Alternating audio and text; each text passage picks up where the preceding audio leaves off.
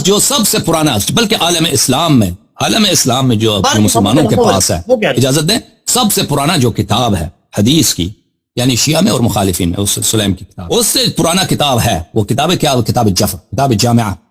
وہ ہمارے پاس نہیں، وہ اہل بیت علیہ السلام کے پاس، کہ رسول پاک صلی اللہ علیہ وسلم نے املا کیا، یعنی لکھایا ہے، امیر المؤمنین علیہ السلام کے خط سے ہے، اور اس میں سب احکام الدین موجود ہیں، سب احکام الدین اس میں. یہاں تک امام صادق علیہ السلام فرماتے ہیں کہ نصف کوڑا ہے، ربع کوڑا بھی ہے، کہ کسی کو صرف ربع کوڑا یعنی 25% کوڑا کسی کو کسی جرم پہ لگایا جائے، اس میں وہ بھی سب یعنی احکام الدین اس میں عرش الخدش وہاں تک ہے، کہ کسی کو آپ یہاں پر کسی کے جسم میں اس طرح آپ کریں یا کسی کے جسم میں خراش ڈال دیں تو اس کا بھی وہاں پہ جرمانہ موجود ہے. یعنی تفصیل سب احکام قیامت تک رسول پاک صلی اللہ علیہ وسلم وہ اہل بیت علیہ امام صادق علیہ السلام کے پاس تھی، اور